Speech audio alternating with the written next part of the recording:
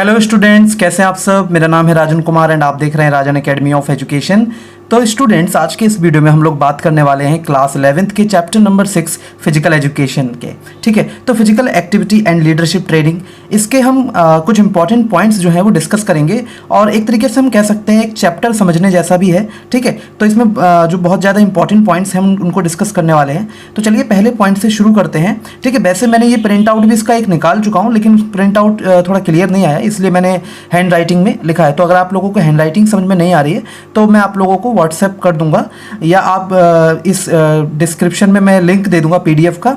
नहीं तो आप टेलीग्राम जो ग्रुप है हमारा, ठीक है, राजन एकेडमी फिजिकल एजुकेशन वाला, उससे आप जुड़ सकते हैं। उसमें मैं डेली के जो भी वीडियोस अपलोड करता हूँ उसके लेक्चर्स के साथ साथ पीडीएफ भी डाउन वहाँ पे मैं अपलोड कर देता हूँ। तो चलिए स्टार्ट करते हैं बिना किसी देरी के।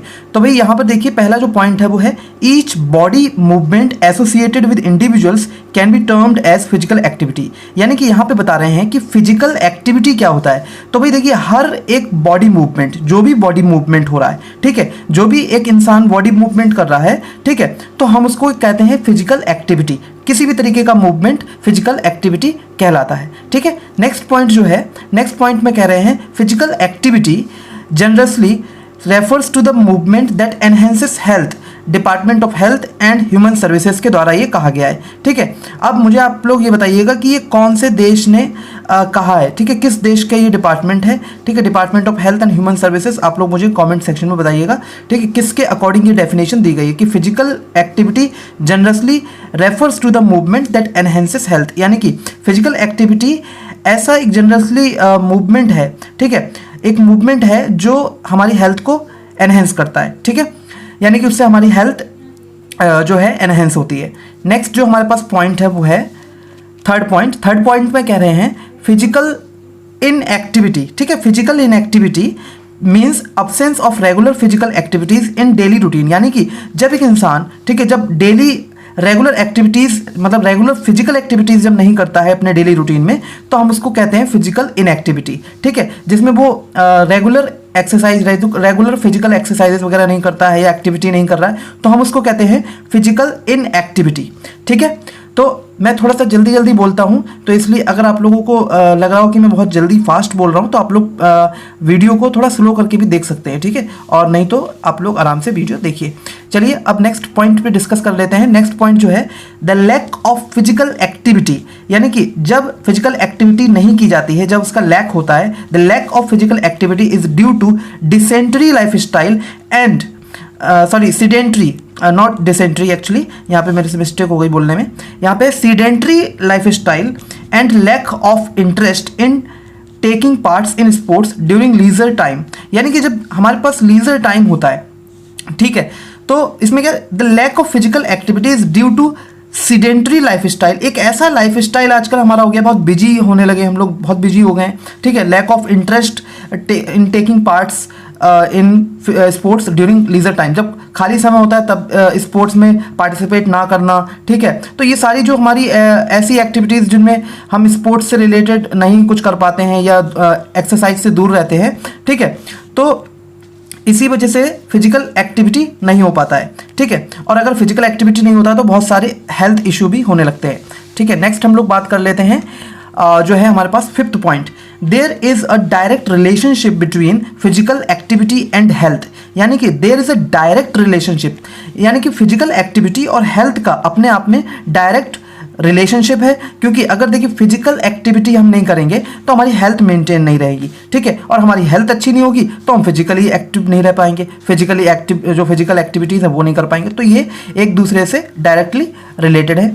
ठीक है, नेक्स्ट हम लोग बात कर लेते हैं point number 6, according to Durlin R. Durlin R के अकॉर्डिंग अगर हम बात करें तो लीडरशिप क्या है। लीडरशिप एक एक्सरसाइज ऑफ अथॉरिटी है, जिसमें किसी एक के पास हम कह सकते हैं कि कोई एक व्यक्ति जिसके पास कुछ अथॉरिटी होती है और वो डिसीजंस मेक कर सकता है। डिसीजंस मतलब ही कैन टेक डिसीजंस। ठीक है, ही शी जो भी है, ठीक है, वो डिसीजंस ले सकता है। ठीक है, तो लीडरशिप एक तरीके का अथॉरिटी है, डिसीजंस लेने की क्षमता होती है। ठीक है, leadership is the exercise of authority and making of decisions according to the Durlin R. ठीक है, डर्लिन आर के अकॉर्डिंग ये डेफिनेशन दी गई लीडरशिप की। नेक्स्ट हम बात कर लेते हैं हमारे जो सेवेंथ नंबर पॉइंट है, behaviour can be defined as the way in which one acts और conducts oneself towards others. यानी कि बिहेवियर का यहाँ पे मतलब क्या है? बिहेवियर का मतलब है कि जिसमें एक इंसान कुछ एक्ट करता है या कंडक्ट करता है वन सेल्फ टूवर्ड्स अदर्स, यानी कि किसी दूसरे के प्रति जो हमारा हम जब कुछ एक्ट करते हैं, ठीक है, तो वो हमारा बिहेवियर कहलाता है। ठीक है, हम उससे बातचीत करते हैं, ठीक है, हम उसके सामने कैसे पेश आते हैं, ये सारी चीज़ें बिहेवियर में आती है। तो behaviour can be defined as the way in which one acts और conducts oneself towards others. चलिए अब नेक्स्ट पॉइंट हम लोग डिस्कस कर लेते हैं, 8 पॉइंट। 8 पॉइंट में क्या कह रहे हैं? Modern and fast life style has left us time constant to engage in physical activities. यानी कि आजकल की जो मॉडर्न लाइफ है, फास्ट लाइफ स्टाइल है, उसमें हम लोगों के पास बहुत टाइम कम मिलता है ताकि हम फिजिकल एक्टिविटीज़ कर पाएँ। ऐसा मतलब ये बताया गया है। बहुत ही टाइम मतलब एक तरीके से बिजीनेस हो गई है हमारे अंदर। ठीक है, बहुत ज़्यादा हम बिजी होते जा रहे हैं आज का जो फास्ट लाइफ स्टाइल है उसमें। ठीक है, फिर एडवेंचर स्पोर्ट्स क्या होते हैं भाई? देखिए एडवेंचर यहाँ पे आ गया ना वर्ड, आप लोगों को समझ में आ गया कि एडवेंचर स्पोर्ट। तो एडवेंचर स्पोर्ट्स क्या होते हैं? Which are also known as extreme sports. यानी कि जो एडवेंचर स्पोर्ट्स होते हैं उनको हम एक्सट्रीम स्पोर्ट्स भी कहते हैं या हम उनको एक्शन स्पोर्ट्स भी कहते हैं। और ये जो है ना एक ऐसे एनवायरनमेंट में परफॉर्म किए जाते हैं जहाँ पे पता है काफ़ी फिजिकल रिस्क भी होता है, ग्रेट फिजिकल रिस्क भी होता है, काफ़ी फिजिकल रिस्क होता है इसमें एडवेंचर स्पोर्ट्स में। जैसे आपने देखा होगा ट्रैकिंग हो गया, पैराग्लाइडिंग हो गया, इस तरीके के जितने भी स्पोर्ट्स होते हैं, ठीक है, ये जो होते हैं एडवेंचर स्पोर्ट्स कहलाते हैं। तो स्टूडेंट्स नेक्स्ट पॉइंट डिस्कस कर लेते हैं। तो अब जो है ना 10th वाला जो पॉइंट है उसको हम लोग डिस्कस कर लेते हैं कि adventure sports differ from traditional games. यानी कि जो पारंपरिक गेम्स होते हैं, पारंपरिक खेल जो होते हैं या जो भी स्पोर्ट्स होते हैं, उनसे ये थोड़े से डिफरेंट होते हैं। ठीक है, because of higher number of uncontrollable variables. देखिए बहुत सारे जितने भी पारंपरिक गेम्स होते हैं ना उनमें हम लोग काफ़ी चीज़ें कंट्रोल में कर सकते हैं, लेकिन क्या है एडवेंचर स्पोर्ट्स में हमारे कंट्रोल से बहुत बाहर होता है। ठीक है, हम लोग इतना कंट्रोल नहीं कर पाते। सपोज कीजिए पैराग्लाइडिंग हम कर रहे हैं, ठीक है, तो उसमें हम काफ़ी फैक्टर्स ऐसे भी रहते हैं जो कंट्रोल में नहीं है। जैसे मान लेते हैं एकदम हवा का तेज चल जाना जो हमारे कंट्रोल में नहीं है, ठीक है, तो उससे क्या है पैराग्लाइडर का जो है बैलेंस बिगड़ सकता है। ठीक है, अब ट्रैकिंग है, मान लेते हैं अचानक ट्रैकिंग हम लोग कर रहे हैं और अचानक बारिश हो जाना, ठीक है, तो इसमें फिसलन हो जाना, तो ये सारी चीज़ें भी हमारे कंट्रोल में नहीं है। नेक्स्ट हम लोग बात कर लेते हैं 11th पॉइंट। 11th पॉइंट में क्या कह रहे हैं कि रॉक क्लाइंबिंग। देखिए रॉक क्लाइंबिंग क्या होता है? रॉक क्लाइंबिंग एक ऐसा स्पोर्ट है ना जिसमें पार्टिसिपेंट को क्लाइंब अप करना पड़ता है, यानी कि ऊपर चढ़ना पड़ता है, नीचे भी उतरना पड़ता है, या आगे दाएं बाएं जो भी है। ठीक है, एक नेचुरल जो रॉक होता है ना या आर्टिफिशियल रॉक होता है दीवार पर, ठीक है, दीवार की तरह, तो वहाँ पे मतलब क्या होता है रॉक क्लाइंबिंग हम लोग करते हैं। ठीक है, ये चीज़ होती है। नेक्स्ट जो पॉइंट है ना ये 12th जो हमारा पॉइंट है वो, ठीक है, तो मैंने जैसा आपको बता दिया कि 11th पॉइंट में हमने डिस्कस किया अभी, ठीक है, रॉक क्लाइंबिंग। तो अगर ये समझ में नहीं आया तो प्लीज़ आप लोग वीडियो को दोबारा देख लीजिएगा। नेक्स्ट हम लोग जो पॉइंट डिस्कस करने वाले हैं वो है 12th पॉइंट।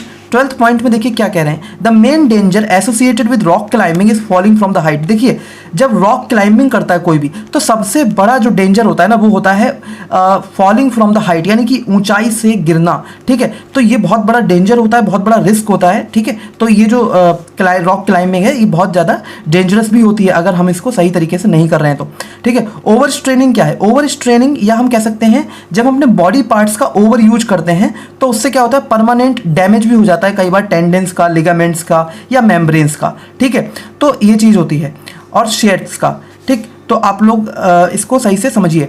ओवर स्ट्रेनिंग या ओवर यूज क्या होता है? जब हम लोग किसी भी बॉडी पार्ट्स को ज़्यादा यूज करते हैं, ठीक है, बहुत ज़्यादा, हद से ज़्यादा जब यूज करते हैं, जैसे अब कोई रनिंग है तो हम जब हद से ज़्यादा रनिंग कर रहे हैं तो उसमें कुछ फिर हमारे जो बॉडी पार्ट्स हैं उनमें कुछ प्रॉब्लम हो सकता है। हद से ज़्यादा रनिंग करने में एक लिमिट होती है। ठीक है, ऐसे ही नेक्स्ट हम लोग जो पॉइंट डिस्कस कर रहे हैं वो है 14th point, the climber should be physically and mentally prepared. अब देखिए क्लाइंबर यानी कि जो चढ़ने वाला होता है, अब ये एक क्लाइंबर रॉक क्लाइंबर हो गया जैसे, ठीक है, तो उसको क्या है फिजिकली और मेंटली प्रिपेयर्ड होना चाहिए। ठीक है, he should be mentally prepared, physically prepared. ठीक है, नेक्स्ट पॉइंट है ट्रैकिंग। ट्रैकिंग का मतलब क्या होता है कि एक लंबी और परेशानी भरी, यानी कि एक लंबी और डिफिकल्ट जर्नी पर जाना पैदल। ठीक है, पैरों पे मतलब फुट पे, यानी कि किसी वाहन वगैरह का इस्तेमाल नहीं किया जाता है इसमें। ठीक है, फिर नेक्स्ट जो पॉइंट है वो है 16th पॉइंट, जिसमें कह रहे हैं extreme hot conditions on a track can cause problems like dehydration, that यहाँ पे है क्रैम्प्स। ठीक है, यहाँ पे हीट क्रैम्प्स होगा, सॉरी हीट क्रैम्प्स होगा। ठीक है, हाँ, heat cramps, heat exhaustion and heat stroke. तो इस तरीके की जो भी प्रॉब्लम्स है वो देखने में मिलती हैं एक्सट्रीम हॉट कंडीशंस में। जब हम लोग ट्रैक करते हैं तो क्या होता है, डिहाइड्रेशन यानी कि पानी की कमी हो सकती है, क्रैम्प्स आ सकते हैं, ठीक है, हीट एग्जॉशन हो सकता है और हीट स्ट्रोक हो सकता है, ठीक है। मैंने डिहाइड्रेशन का आप लोगों को बताया, ये आप लोग पता कीजिए कि क्रैम्प्स का यहाँ पे मतलब क्या है, हीट एग्जॉशन का मतलब क्या है और हीट स्ट्रोक का मतलब क्या है, ठीक है। आप लोगों ने देखा होगा बहुत सारे प्रोग्राम्स में भी हीट स्ट्रोक का नाम लिया जाता है, जो भी एडवेंचरस प्रोग्राम्स आते हैं, ठीक है। आप लोग वहाँ से आप लोग देखिए क्या है, ठीक है। चलिए नेक्स्ट हम लोग पॉइंट डिस्कस कर लेते हैं 17। रिवर राफ्टिंग क्या होता है? देखो रिवर राफ्टिंग क्या होता है भाई, कि एक तरीके का एडवेंचर स्पोर्ट ही है, ठीक है, अनदर एडवेंचर स्पोर्ट। तो ये क्या होता है, एक रिवर की जर्नी होती है, एक नदी जो होती है ना उसमें एक जर्नी होती है, ठीक है, अंडरटेकन ऑन अ राफ्ट और बोट। एक बोट या राफ्ट पर ये की जाती है और एक ऐसी होती है ना इनफ्लेटेबल मटेरियल, यानी कि जो तैरती रहे, ठीक है, डूबे ना जल्दी से, ठीक है। तो ऐसे मटेरियल की बनी हुई होती है, ठीक है, बोट। नेक्स्ट है the mount Everest is the highest mountain peak. अब आप लोगों को पता है कि माउंट एवरेस्ट क्या है, हाईएस्ट माउंटेन पीक है पूरे वर्ल्ड में, और कई सारे अब तक माउंटेनियर्स हैं जो इस पर चढ़ चुके हैं, ठीक है, जो काफ़ी जिन्होंने स्केल इट किया है, मतलब काफ़ी लोग हैं ऐसे जो इस पर चढ़ चुके हैं। तो ये एक इन्फॉर्मेशन वाला पॉइंट है, आप लोग इसको याद रखिएगा। नेक्स्ट जो हमारे पास पॉइंट है 19, उसमें हम लोग देख लेते हैं कि सर्फिंग क्या है। भाई देखो सर्फिंग का मतलब क्या होता है, इसको हम लोग एक सेकेंड रुकिए, यस। तो सर्फिंग क्या है, एक वाटर स्पोर्ट है, ठीक है, पानी से जुड़ा हुआ एक खेल है, स्पोर्ट है, जिसमें क्या होता है, सर्फर जो होता है, ठीक है, जो इंसान सर्फिंग कर रहा है, ठीक है, तो वो rides on a moving wave. एक लहर होती है ना, एक वेव होती है, उस पर मूव करता है, ठीक है, उस पर राइड करता है, जो मूविंग वेव होती है। आप लोगों ने देखा होगा टीवी प्रोग्राम्स वगैरह में दिखाते हैं, ठीक है, कई सारे ऐसे जो स्पोर्ट्स चैनल होते हैं उस पर भी दिखाते हैं सर्फिंग। तो विच usually carries the surfer towards the shore, और लहर उठती है और वहाँ से फिर शोर यानी कि किनारे तक, समुद्र के किनारे तक आती है, ठीक है, लेकर एक सर्फर को, ठीक है। और अब तो आर्टिफिशियल वेव भी बनाते हैं कई सारे ऐसे स्टेडियम्स, या हम कह सकते हैं ऐसी जगह हैं जहाँ पे आर्टिफिशियल जो वेव है वो बनती है, सर्फिंग की जाती है, ठीक है। तो नेक्स्ट है हमारे पास जो नेक्स्ट पॉइंट है, उसमें कह रहे हैं the term surfing refers to the act of riding a wave which may be done with or without a surfing boat, ठीक है, बोर्ड, ठीक है। तो क्या होता है कि सर्फिंग जो है वो एक तरीके का लहर पे चलना, वेव पर चलना, ठीक है। तो ये कैसे चलना, ये भाई सर्फिंग बोर्ड के द्वारा भी हो सकता है, सर्फिंग बोर्ड भी इस्तेमाल हो सकता है और बिना बोर्ड के भी सर्फ किया जा सकता है, ठीक है, ऐसा इसमें बता रहे हैं। नेक्स्ट जो हमारे पास पॉइंट है वो है 21 पॉइंट, एक सेकेंड, यस। 21 पॉइंट में क्या कह रहे हैं, 21 पॉइंट में कह रहे हैं 21 पॉइंट में बोल रहे हैं कि बॉडी बोर्डिंग। अभी देखो अब यहाँ पे क्या है कि बॉडी बोर्डिंग एक तरीके का सर्फिंग टाइप ही है, ठीक है, जिसमें क्या होता है कि सर्फर जो होता है वो अपनी surfer ride on a body board either lying on their belly और स्टैंडिंग अपॉन द बोर्ड। यानी कि एक बॉडी बोर्ड होता है जिस पर जो सर्फर होता है वो क्या करता है, उस पर लेट जाता है बेली के, ठीक है, पेट के बल लेट जाता है, या फिर खड़ा होके सर्व करता है, ठीक है। नेक्स्ट है 22 वाला पॉइंट, ठीक है। तो 22 पॉइंट में क्या कह रहे हैं, ये थोड़ी सी राइटिंग मेरी इटैलिक टाइप में हो गई है, ठीक है, थोड़े से ये मैंने ऐसे लिख दिया था तो ये इस तरीके से जा रही है। खैर आप लोग पॉइंट्स पर केवल ध्यान दीजिएगा, ठीक है, राइटिंग पे नहीं। नेक्स्ट है paragliding is an adventure sport. अब पैराग्लाइडिंग क्या है, एक तरीके का एडवेंचर स्पोर्ट ही है जिसमें क्या होता है, ग्लाइडिंग की जाती है एटमॉस्फेयर एयर के थ्रो, ठीक है, एटमॉस्फेयर एयर के ही सहारे इसमें क्या किया जाता है, ग्लाइड किया जाता है बिना किसी इंजन के, ठीक है, कोई इंजन नहीं होता है इसमें किसी भी तरीके का, ठीक है। पैराग्लाइडिंग आप लोग देख सकते हैं। नेक्स्ट है पैराग्लाइडर्स एक डिवाइस यूज करते हैं जिसको हम कहते हैं बैरोमीटर। ये क्या करता है कि हवा का जो हवा किस तरफ चल रही है, हवा का दबाव वगैरह, ये सारी चीज़ें नापता है, ठीक है। आप लोग थोड़ा सा इसको बैरोमीटर के बारे में थोड़ी सी इन्फॉर्मेशन निकालिए, ठीक है, मुझे बताइए किस काम में आता है, ठीक है। बाकी मैं कमेंट सेक्शन में आप लोगों को बताऊंगा, आप लोग पहले मुझे आंसर दीजिएगा। नेक्स्ट है रेडियो कम्युनिकेशंस यूज किए जाते हैं ट्रेनिंग के दौरान, ताकि जो पैराग्लाइडर्स को जो ट्रेनिंग जब पैराग्लाइडर्स की ट्रेनिंग चल रही होती है तो पैराग्लाइडर्स के साथ में कम्युनिकेट करने के लिए रेडियो कम्युनिकेशंस का इस्तेमाल होता है, ठीक है। नेक्स्ट जो हमारे पास पॉइंट है वो है always do warm up exercise to increase the body strength and lower the risk of sprains. देखो हमेशा वार्म अप एक्सरसाइज करनी चाहिए ताकि जो बॉडी की स्ट्रेंथ है वो स्ट्रेंथ जो है वो अच्छी हो, ठीक है, इंक्रीज हो, बढ़े स्ट्रेंथ, और जो स्प्रेन्स का रिस्क होता है वो भी कम हो। अब यहाँ पे जो स्प्रेन मैंने शब्द यहाँ पे इस्तेमाल किया है, इसका मतलब आप लोग जरा कमेंट पे बताइए, थोड़ा सा मेहनत कीजिए।